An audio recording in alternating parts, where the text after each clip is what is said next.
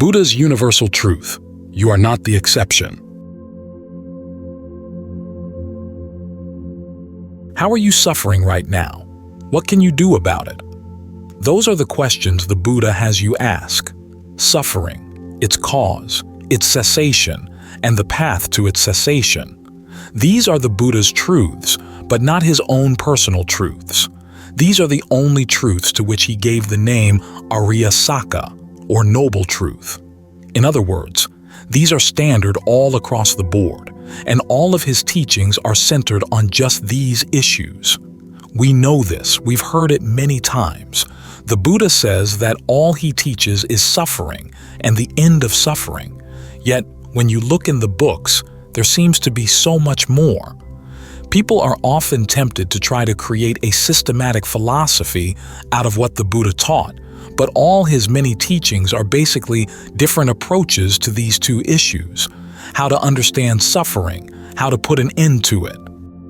Any other truth, he said, is a pacceka sacca, a personal truth, something that strikes you as true because of the particulars of your experience, but those particulars keep changing. Your idea of what's true out there or true in here can change. But the nature of suffering itself, that doesn't change. There are particulars about how and why you're suffering at a particular moment, but the actual fact of the suffering is something that's standard across the board. And it's an issue that scientists can't answer. They can account for all kinds of things. They can map the brain, see which parts of the brain serve as pain centers, talk about how the nervous system reacts to pain. But the actual experience of pain, how it feels, that's something they can't account for. And so, from the Buddha's point of view, a lot of what they have to say is beside the point. The real question is, what is the direct experience of pain, suffering, stress? What causes it? You ask what causes it so that you can put an end to the cause and thus put an end to the stress. It's almost as if the Buddha's whole life was an experiment. He asked himself, suppose that there is an end to suffering. What would that mean? And he explored all the implications of that hypothesis, and he found that it worked. It led to an actual end of suffering. This is why his truths carry duties or tasks. They're not simple statements about reality or attempts to describe reality. They're pointers that involve tasks. Whenever any issue comes up in your life, ask yourself, where is the suffering right now? Try to comprehend it. And see that there is a difference, say, between physical pain and the mental suffering that goes along with it. Focus on the mental suffering, for that's the real issue. It's like the watering hole in the middle of a desert or savanna. If you want to see what's living in the savanna, go to the watering hole, for all the animals have to go there in the course of the day. So watch there, at the pain, at the suffering, to see what else comes around. See what arises together with the suffering and the pain. That's one of the meanings of samudaya, or origination, the things that arise together with the suffering. You'll find that the two important arising togethers are craving and ignorance. Try to identify exactly what craving is happening here right now. You'll find that often it's a craving for a particular type of sensual pleasure, because for most of us, that's our only knowledge of how to get away from pain. Go for the sensual pleasure. But when you really look at pleasure, though, what does it have to offer? It comes and goes very quickly. Before you can even catch hold of it, it's gone. As when you have your nose up against a cold window pane and breathing out, you create fog on the glass.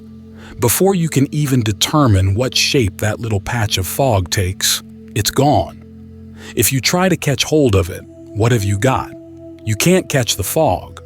All you've got is the tension in the hand that tries to catch hold. In the same way, you think you can catch hold of pleasure, but all you really get is the act of clinging. You cling to the memory of the pleasure, you cling to the anticipation of the pleasure, or you tense up around the pain, the memory and anticipation of the pain. Such a large part of our lives is centered on trying to run after pleasure, hoping to find it one way or another, in relationships, in things, in positions in society. All these things we do for that little, tiny taste of pleasure. The problem is that it's so little, so tiny, and yet so much work goes into trying to maintain it. This is one of the reasons why we tend to not be very honest with ourselves about what our purpose is, say, in a relationship. If we ask ourselves if the whole relationship was just for that little bit of pleasure, well, an awful lot of effort went into it, and it seems beneath us, unworthy of us. So we deal in all kinds of abstractions to justify what we are pursuing in a particular relationship or in a particular activity.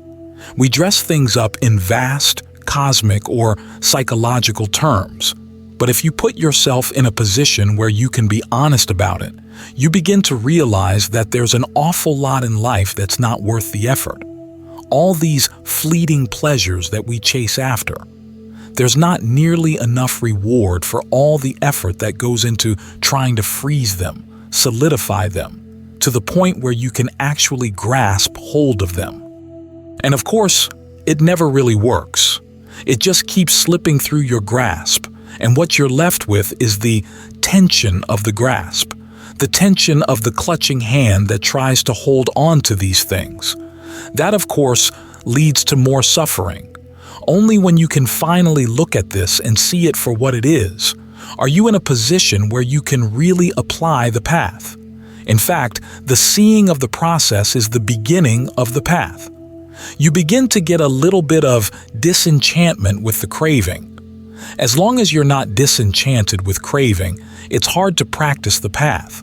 It's hard even to get on the path. But seeing the suffering and seeing the problems that come along with it, that's what gets you on the path. Even though you don't yet fully comprehend the suffering, you don't yet totally let go of the craving. At least you begin to see the drawbacks.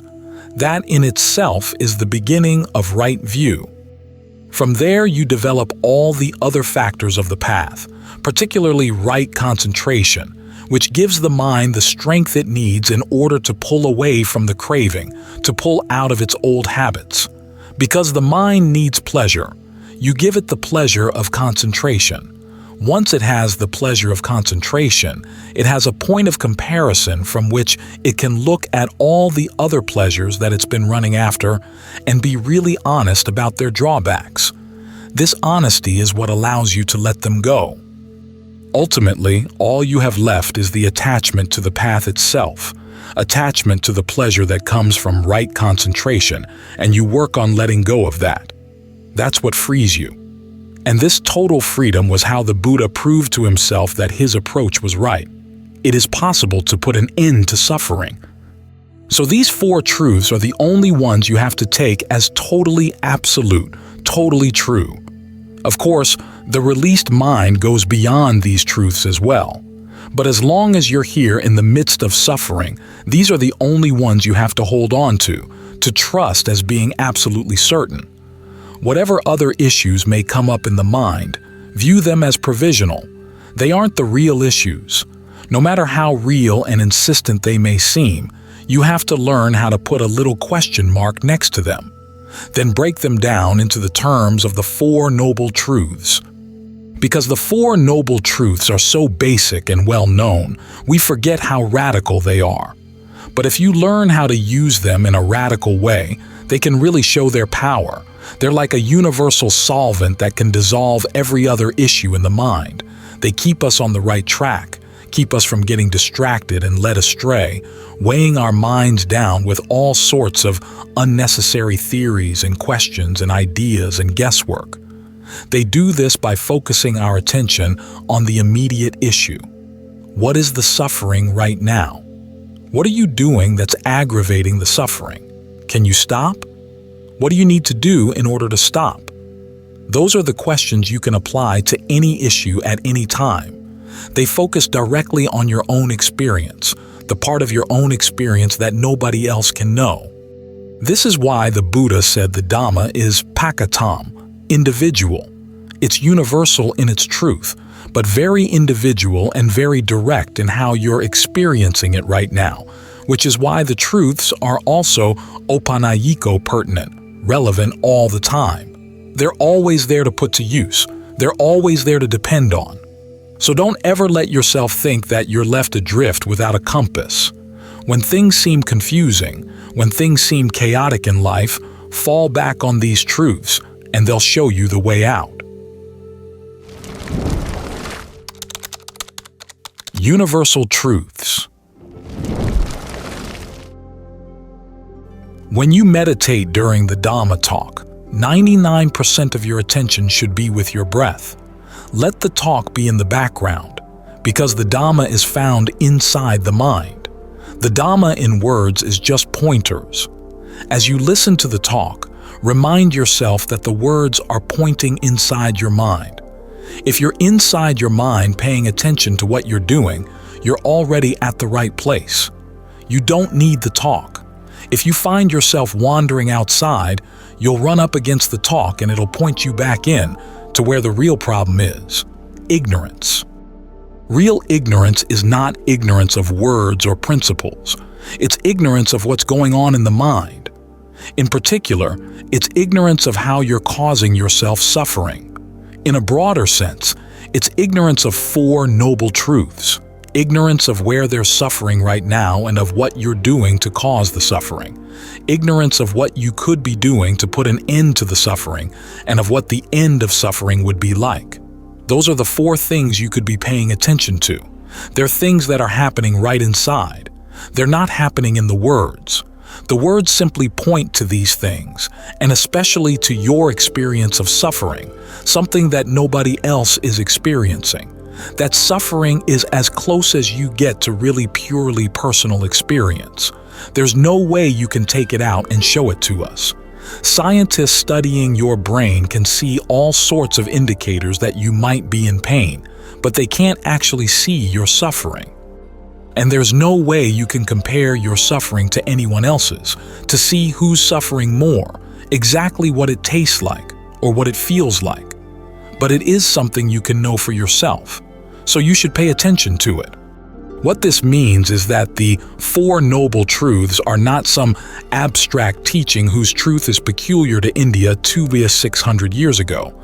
They're things happening right here, right now, and they're happening very directly in your awareness. To chip away at that ignorance, you start by focusing on something more obviously happening right here, right now: the breath. In the Buddha's analysis of suffering, ignorance conditions fabrication. Bodily fabrication is the breath. If you breathe with ignorance, it can be a condition for suffering. If you breathe with knowledge and awareness, it can help cut through suffering. It can help you see your ignorance more clearly. As you see your ignorance more clearly, you're replacing it with knowledge.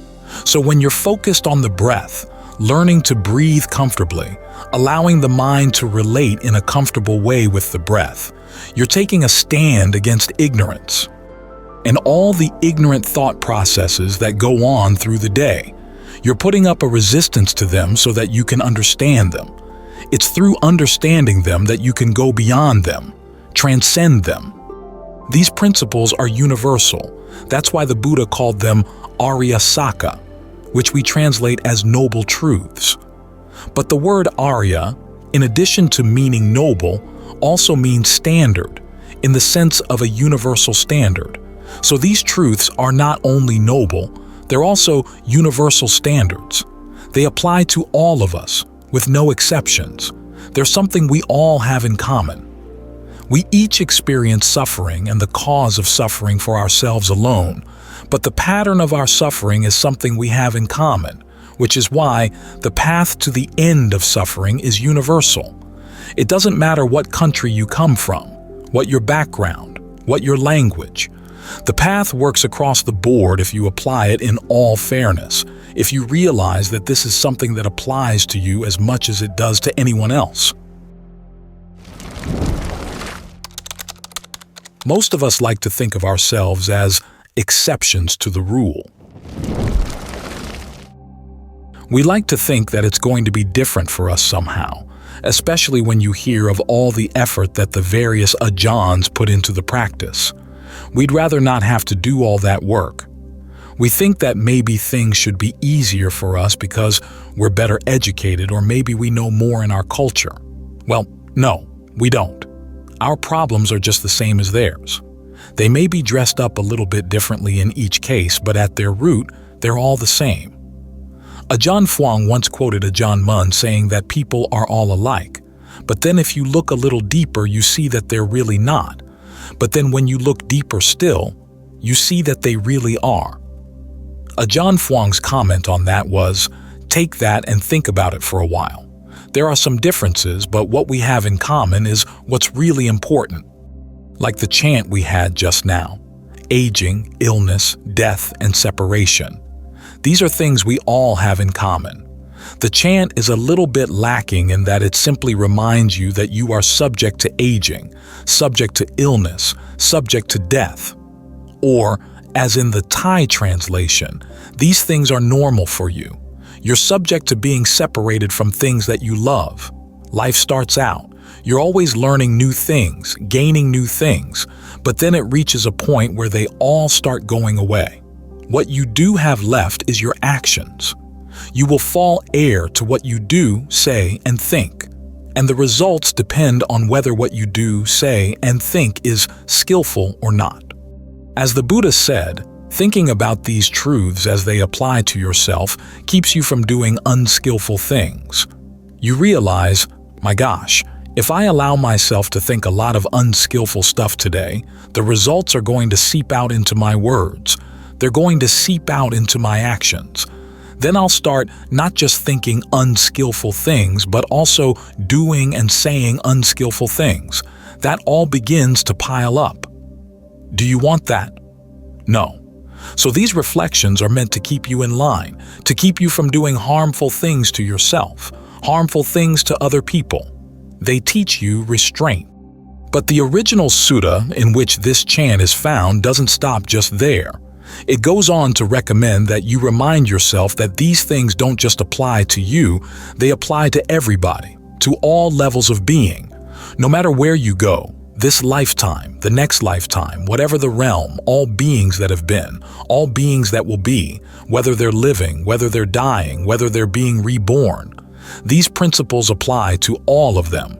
And as the Buddha said, when you think about that, it not only prevents you from doing unskillful things, but it gets you on the path. You finally realize that there's no other escape from these principles of suffering and its cause. And the path has to be the same for everybody, so that the cessation would be the same for everybody. You are not an exception. No matter where you go, whether you would like to be reborn as a Brahma, or to come back as a human being who's maybe a little bit more wealthy, maybe a lot more wealthy, better looking, more powerful, you would still be subject to these same truths, no matter what. That's meant to give rise not just to restraint, but also to a sense of samvega, something that goes deeper, a realization that the way you've been living your life really is going nowhere. The way most people live their lives goes nowhere. The only somewhere you can go is out. Even that's not a place, but still it's a direction. Otherwise, life has no direction at all. It just wanders around, looking at this for a while, looking at that for a while, like the map charting the way a dog wanders around the neighborhood, sniffing at this, sniffing at that, wandering over here, rolling in this, rolling in that. It really goes nowhere in particular at all. But if you accept that these truths are universal, then the Buddha's ready to show you the universal way out. He doesn't teach just good or bad karma, or skillful or unskillful karma. He says that there are gradations of skillful karma. In particular, there's the plain old skillful karma that keeps you in the cycle, and then there's the karma that puts an end to karma, that gets you out of the cycle. That's the path that cuts through the ignorance, the path that cuts through the craving that causes suffering. That's the way out. So it's up to us to decide whether we still want to dabble around, to roll around in a few dead squirrels, or whether we've had enough and want out. If we want out, then the path is all laid out, from right view on through right concentration, which means that you try to endow your concentration with all the factors of the path. Virtue, concentration, discernment. All these things should come together in your practice. So, as you focus on the breath, try to do it in a virtuous way.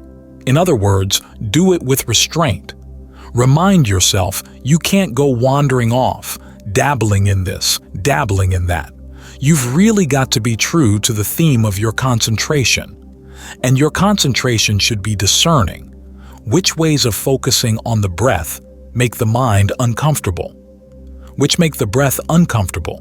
Which ways of focusing? Which ways of thinking about the breath? Which ways of labeling and understanding the breath help make it more comfortable, easier to stay here so that it does become your home? So that no matter where you go, you have this home inside, this nourishment on the path. That's how your discernment works. You want to bring all of these qualities together. If you leave any of them out, then the path is incomplete. When it's not complete, it can't do its work. So you give it all of your mind. The word for mind in Pali, citta, also means the quality of really being intent on what you are doing. And citta in this second sense is one of the elements of right effort, one of the bases for success. So give this practice your whole mind, your whole heart, your full intent, so that the results will be full and complete as well. Right next to ignorance. The Buddha traces the causes of suffering back to ignorance. The formal definition is ignorance of the Four Noble Truths, but you can hear the Four Noble Truths, learn about them, memorize them, and still be ignorant. The definition could be translated in another way. We don't see things in terms of the Four Noble Truths. That's getting closer. In other words, knowledge means that you look at your experience, what's coming in through the eyes, ears, nose, tongue, body, and mind, and you see it in terms of where there's stress, what's causing the stress, what the cessation of stress would be, and how you would practice in order to bring about that cessation. That's asking you take on a framework that you don't normally take. The normal framework is me in the world, encountering things I like and don't like, suffering from the things I don't like. That's the way we tend to think about the issue. The Buddha's asking us to look at it in a different way. With each of those ways of looking, he says there's a duty. When you see that something is stressful, you try to comprehend it. In other words, you watch it and try to understand it to the point where you gain dispassion for it, because as he defines the nature of suffering, it's clinging, which is something you do. You're not simply a passive victim of suffering. You're actively doing it. Things you cling to, things that you hold dearly. Those are precisely the things you suffer from. So you've got to develop some dispassion for them. Otherwise, there's no getting away from suffering. As for the cause, craving, you want to abandon it. Craving for sensuality, in other words, enjoying sensual fantasies.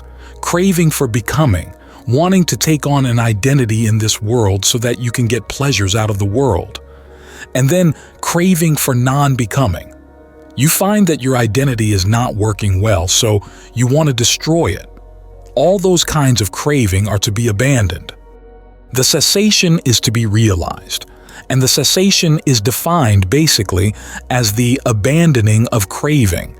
So there are two layers right there.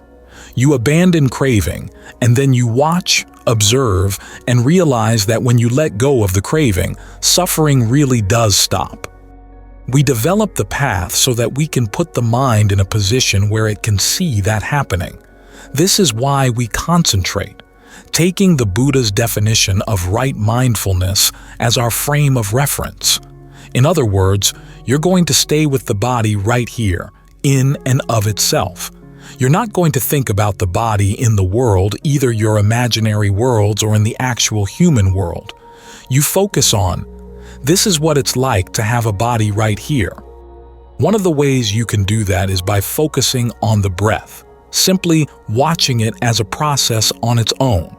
As you do, you're going to see how it's connected with other events in the body and other events in the mind. But that's what you want to see. It's a process, because it's in understanding the process that you're going to be able to detect ignorance. But ignorance is elusive. It's like trying to turn a light on darkness. You turn a light on darkness, and it's not darkness anymore. You want to see ignorance in action. As Ajahn Suwat pointed out one time, if you're going to see ignorance in action, you have to look right next to it. Now, the Buddha talks about different ways of understanding how ignorance is caused and how it functions in causing other things. So you want to look at the causal factors right before it and right after it. The primary explanation of the causal chain, of course, is in dependent co-arising, where he talks about how ignorance conditions fabrication. So what have we got? Right next to ignorance, you've got the breath. That's bodily fabrication. You've got directed thought and evaluation. That's verbal fabrication. And then you've got feelings and perceptions, mental fabrication. This is one of the reasons why we focus on the breath, thinking about the processes of how the breath is fabricated, and thinking about directed thought and evaluation and the perceptions we bring to the breath, because our ignorance is right next to these things. It's conditioning these things. You might say the path is one of really getting to know these processes really well. In the beginning, you're working not with knowledge. You're working on a conviction that this is going to be a good place to look. You get used to staying here because ignorance is not going to show itself quickly, so you've got to be patient. You can't say, well, I don't like doing this. My mind doesn't settle down very easily. You've got to look at the problem where it's happening. It's like that old joke about the man traveling from one island to another in the Philippines. I learned this from my Filipino foster family when I was an exchange student there. This guy's keys fell off the side of the boat, so they asked him, "Why don't you jump down in the water and find the keys?" He said, "I want to wait till we get to the port." Why's that? Because the light is better there. You look where you lost the keys. You don't look where you think you'd rather look. You're ignorant here, so you've got to watch right here. Watch your breath. The mind resists. You keep coming back. If the mind resists for a long time, you might have to find another way of getting the mind to settle down. The Buddha talks about there being a fever in the body or a fever in the mind, which means you're getting antsy and you don't want to settle down right here. Well, you find another topic. Find something you find inspiring. You might think about the Buddha, the Dhamma, the Sangha. Think about your generosity. Think about your virtue.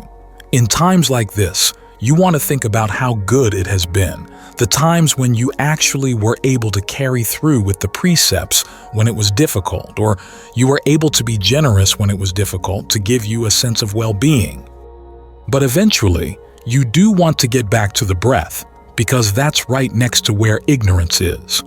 The way you ordinarily direct your thoughts and evaluate things, in other words, the way you talk to yourself, is right next to ignorance too. A lot of times, there are conversations in the mind. You find they operate on many levels. This is one of the things you're going to discover as you get the mind to settle down. You peel away one level of conversation and you find, oh, there's another one. There's a conversation, and then there's somebody commenting on it. And often there's a commentator on the commentator. You get really, really still so that you can see these things, to see what are the various levels talking about.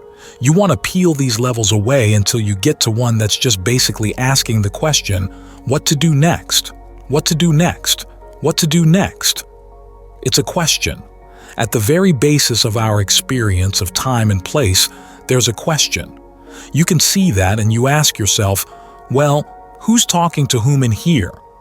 That's when you're getting really close to ignorance. Of course, there are also your perceptions, the labels you place on things, and your feelings. One of the reasons why so much attention is given to understanding feelings of pain is because a lot of your inner conversation and your inner perceptions are going to hover around pain, which means that there's going to be ignorance hovering around them too.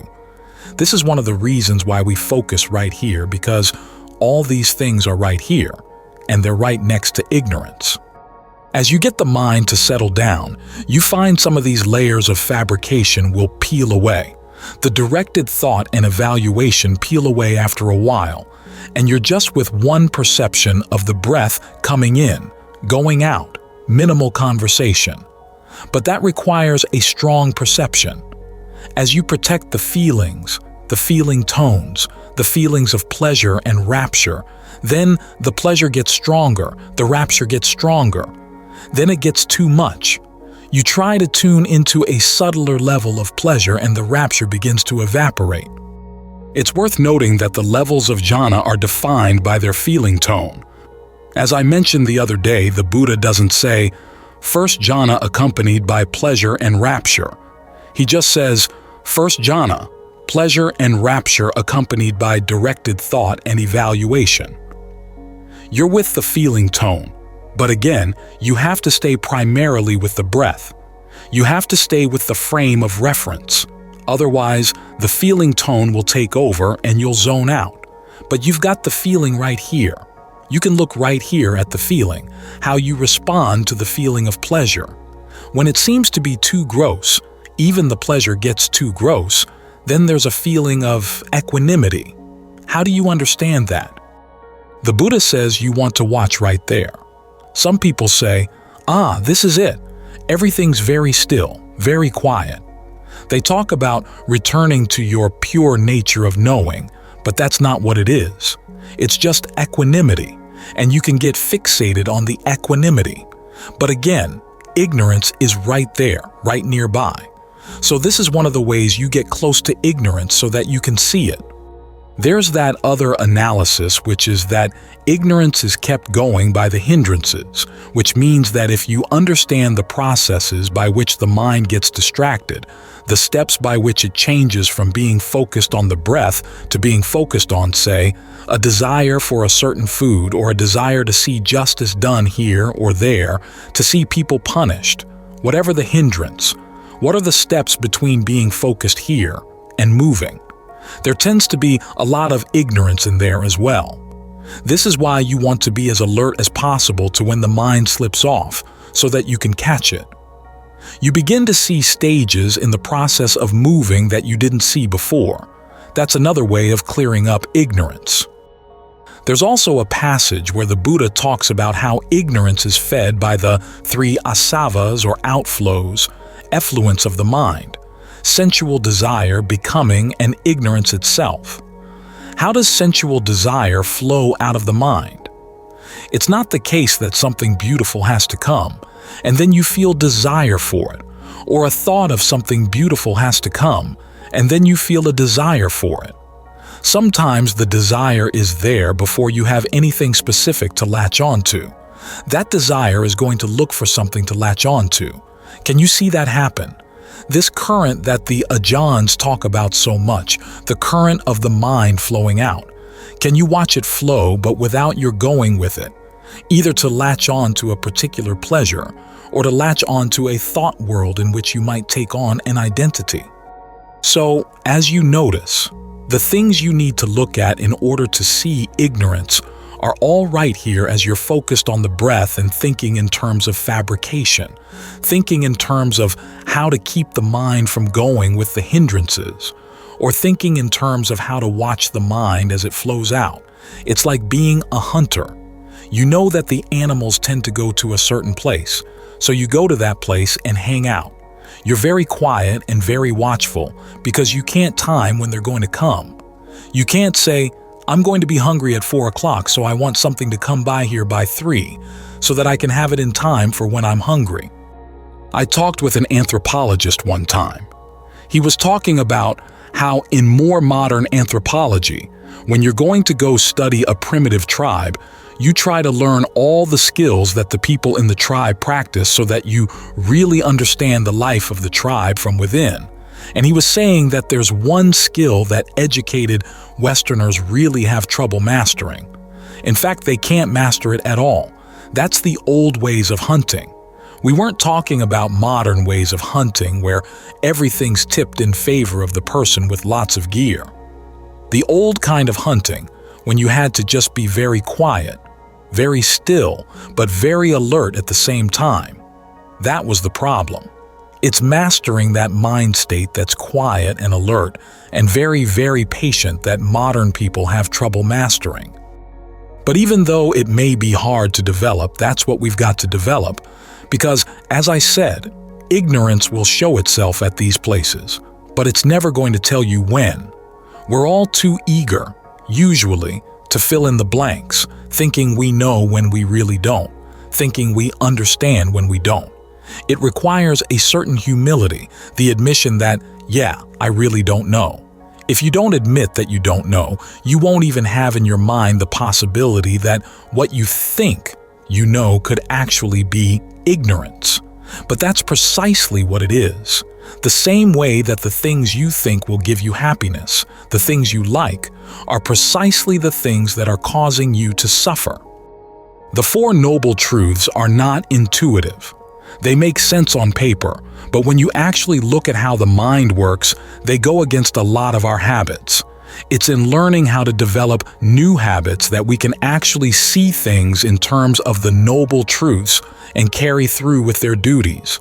So it's always important that you bring to the practice the attitude that you're willing to learn. Or as Ajahn Suwat would say, you've been acting in stupid ways, and now you recognize your stupidity. You're not going to recognize the total depth of your stupidity until you're done with ignorance, which is one of the reasons why, when people really do gain awakening, there's no pride. It's the realization of something you should have known, but you kept ignoring. But when you finally do know it, that's when there's the end of suffering, and that's all that matters at that point. Ajahn Suwat said when you find the ultimate happiness that comes with that, you don't care about whether there's somebody there or not somebody there, whether there's a self there or no self there to experience it. The happiness is sufficient in and of itself. Questions of self and not self don't matter.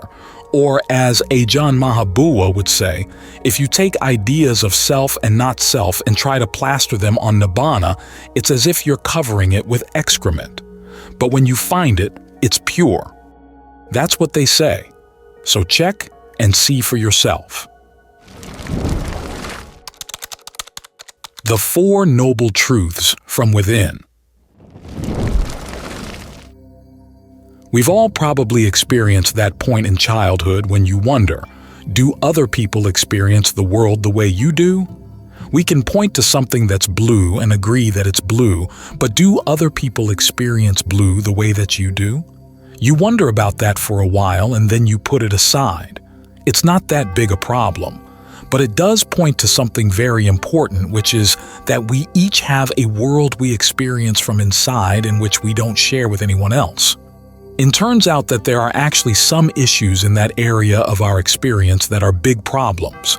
The big number one problem is the problem of stress and suffering, the problem of pain.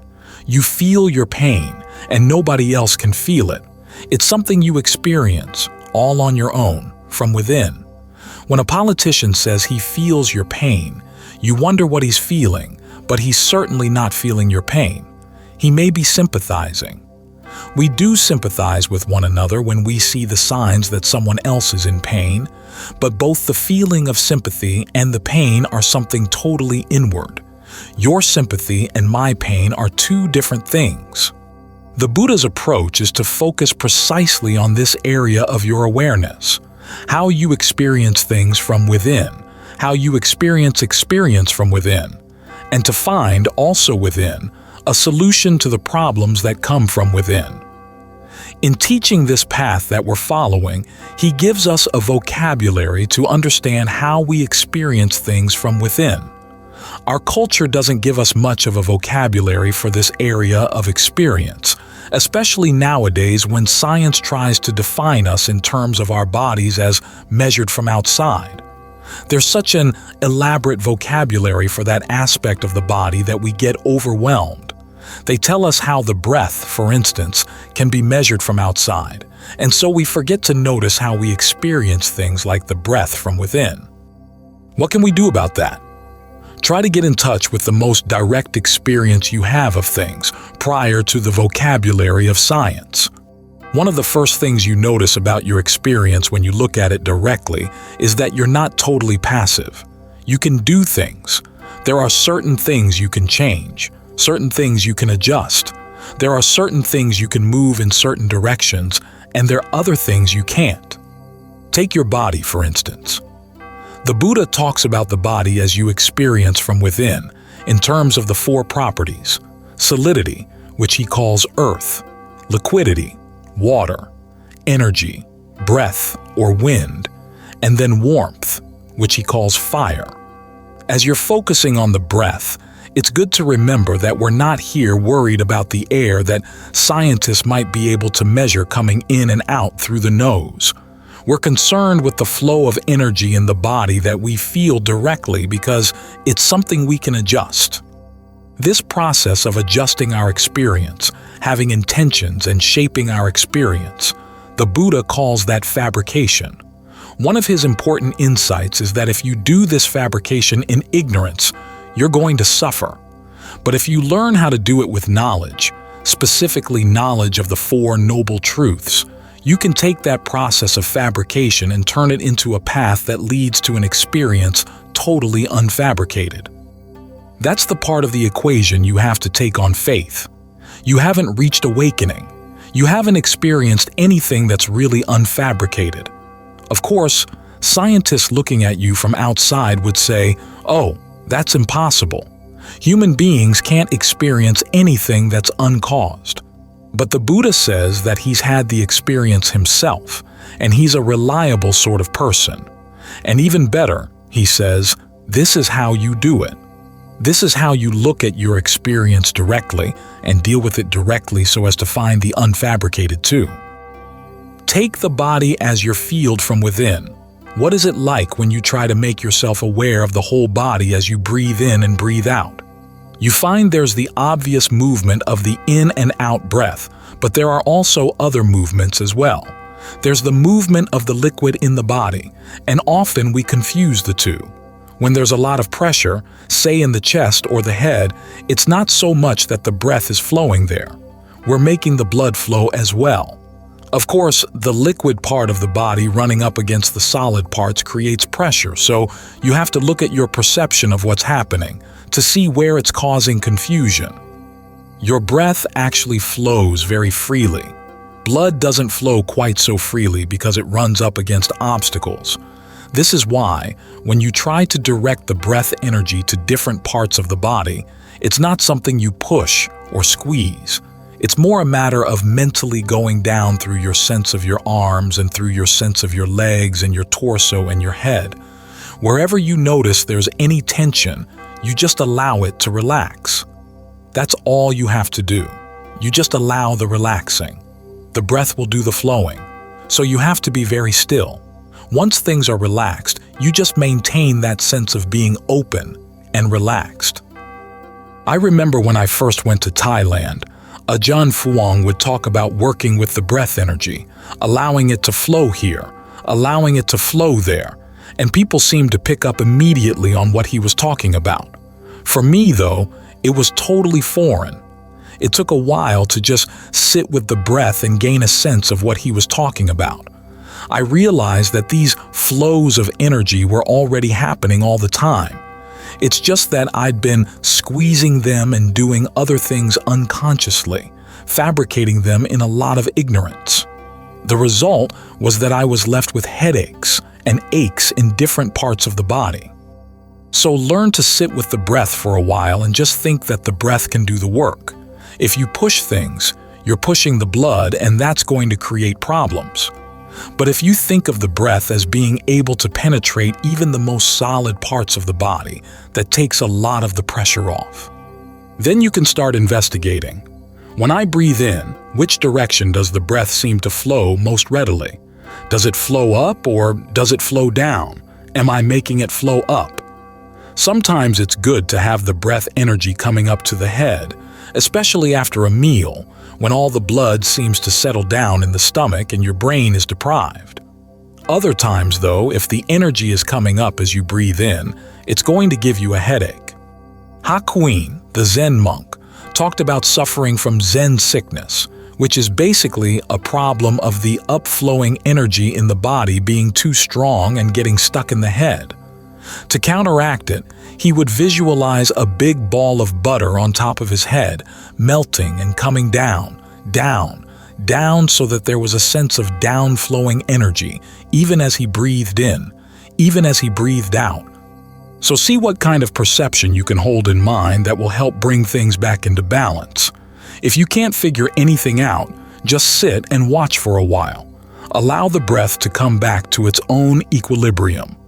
What we're doing is sensitizing ourselves to this inner dimension because it's right here that we're going to see all the important issues in the practice. When the Buddha defines the suffering that we're trying to overcome, he talks about form. Notice he doesn't say body, he says form. When he defines form, it's basically these elements, these four properties, how you experience the body from within. When he talks about mental properties, he's not talking about electrons moving around through your nervous system. He's talking about how you sense mental processes from within. There are feelings of pleasure, pain, neither pleasure nor pain. There are your perceptions, the labels you have for things. There are thought fabrications, the thoughts you put together, the intentions you have. Then there's your consciousness of all this. When he uses these terms, he's talking about right here. And he wants you to look at how you're creating suffering out of these things right here. The word he uses for the essential part of suffering is upadana, which can mean clinging. It can also mean taking nourishment. You're feeding off these things. You're trying to feed off your feelings, your perceptions, your fabrications, your consciousness, your sense of the body inside. So you want to look into this. Exactly what are you feeding? What is this activity of feeding? It's happening. The question is, how do you catch yourself doing this? You've got to make the mind really still. Then you begin to notice how you feed in different ways. One is just taking sensual pleasures out of things, liking to think about this beautiful sight or that nice smell or this nice sound, the food you had today, the food you're going to have tomorrow. That's one way of feeding. You also have certain ideas that things should be done in certain ways. That's another type of feeding. You feed off your particular sense of self. Which parts of the body do you tend to identify with? Where do you think you are right now in the body? Is the body in your awareness? Is your awareness in the body? What's going on? You find that you tend to repeat certain ideas again and again and again because you get a sense of nourishment out of them. The mindless repeating, that's the clinging. You've got views about all kinds of things, not just about who you are, but all kinds of things. This should be that should be this. If you hold on to these things in an unskillful way, you're going to suffer. But if you approach them with the question, where is the stress here? How can I comprehend the stress to the point where I can let it go? What qualities of the mind do I want to develop? Can I develop them? Those questions will make it easier to let go. That's bringing the Four Noble Truths, that's bringing knowledge to the process of fabrication. For example, as we're sitting right here, we take this sense of the body, which can be pretty painful sometimes, and we learn how to work with it. We learn how to fabricate it in new ways, ways that give rise to a sense of ease and well-being. We work on what the Buddha calls verbal fabrications, directing our thoughts to certain things and evaluating them. So we bring awareness to the breath, to the way the mind relates to the breath. Then we have perceptions and feelings. Those are the factors that fabricate the mind. What kind of perceptions are we going to bring to this process of being right here so that we can create feelings of well-being that can sustain us? These are all things you can experience right here from within. It's simply a matter of wanting to sensitize yourself to this area of your awareness. The Ajahns in Thailand talk about making your body the path, making your breath the path. This is how you do it. You're focusing on this part of your awareness and learning how to engage with it with knowledge, with skill. The word for ignorance in Pali, avijja, literally means lack of skill. The Buddha's teaching us how to be more skillful in how we approach our awareness from within, so that we can solve the problem of suffering from within, not pinning our hopes on somebody outside, whether a priest or a doctor or whatever. The problem lies simply in learning how to gain a sense of what the Buddha's talking about. You learn how to use his concepts so that the way you deal with events coming from within gets more and more skillful, becomes a path to something that's not fabricated at all. The texts talk about touching the Dhamma with the body or seeing the Dhamma with the body. This is where you see it and touch it. It's not as if it's a physical object you're going to touch. It's a dimension that's going to be experienced right here where you're experiencing your body. But it's a different dimension. It's strange. It's here, but it's a different dimension. Language begins to break down here because, after all, language is a fabrication, and this is something unfabricated. Language operates in space and time. This is something that's not in space and time, but it can be touched here. So this is where all your attention should be focused. Learn how to get more and more familiar with this place. It's like knowing you're going to be mugged at a certain street corner if you're not careful. So you go down and you check out the street corner to figure out, okay, who's going to mug me and where are the escape routes? If you're really familiar with the spot, then nobody can catch you. If you really get familiar with your awareness as you sense it from within, suffering can't catch you because you're not creating it. You've learned how to see through your old habits, the things you did again and again and again, simply out of force of habit without noticing the stress and suffering they were causing. The Buddha says to look squarely at that stress and suffering so that you can see that your old habits really do need to be changed. Then he gives you the vocabulary and the concepts that help you change those habits effectively. It's all right here. Each of us has his or her own right here. It's the right here that you're responsible for.